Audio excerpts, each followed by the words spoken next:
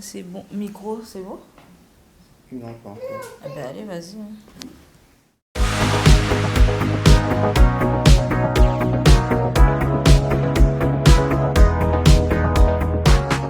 Alors, ce parcours que j'ai vécu, donc qui est vraiment riche d'ailleurs en beaucoup de difficultés, m'a tout de même permis de gagner davantage en termes de courage, je dirais, en termes aussi de persévérance, puisque bon, tout ça, ce sont des épreuves dont il faut se servir pour pouvoir s'améliorer et continuer d'avancer, aller plus loin.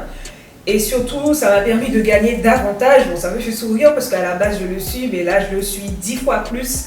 C'est-à-dire que j'ai gagné beaucoup en termes d'acharnement. Je dirais qu'il faut vraiment être acharné quand on veut réussir, quand on a un objectif, quand on a un but dans sa vie, surtout dans le monde entrepreneurial. Il faut être acharné. Il faut vraiment être acharné. Je dirais également que cela va demander de faire preuve de beaucoup de patience.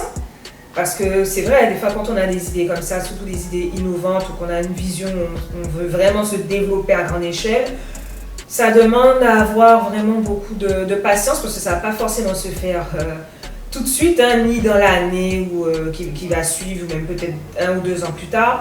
Donc c'est vraiment beaucoup de patience, beaucoup de persévérance, et je dirais qu'il faut également surtout s'entourer des bonnes personnes spécialisées dans chaque domaine qui leur sont attribués.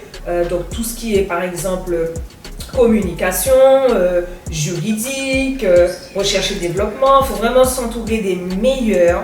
Ça c'est le conseil que je pourrais donner. S'entourer des meilleurs, être persévérant, être même plus que persévérant, je le disais à l'instant, c'est être acharné, ne pas avoir peur de prendre des risques, ne pas avoir peur de faire des sacrifices. Car il faut vraiment faire de très gros sacrifices pour pouvoir avoir de très gros résultats. Moi, en tout cas, j'encouragerais vraiment tout à chacun à toujours rester focus, même si vous allez tomber sur des personnes qui vont essayer de vous décourager, qui vont essayer de vous prendre, comme je vous disais, un petit peu pour un fou, pour une folle, parce que vous avez une idée vraiment à grande échelle. Voilà, il faut vraiment ne pas se laisser parasiter par ce type de personnes, par ce type de remarques, et de continuer sur sa voie, de foncer vraiment, et vraiment de faire les choses aussi avec beaucoup de sincérité, rester soi-même, ne pas avoir peur de faire différentes collaborations avec d'autres professionnels, mais vraiment d'être sélectif avec les personnes dont vous allez travailler, que ce soit en termes de partenariat, de collaboration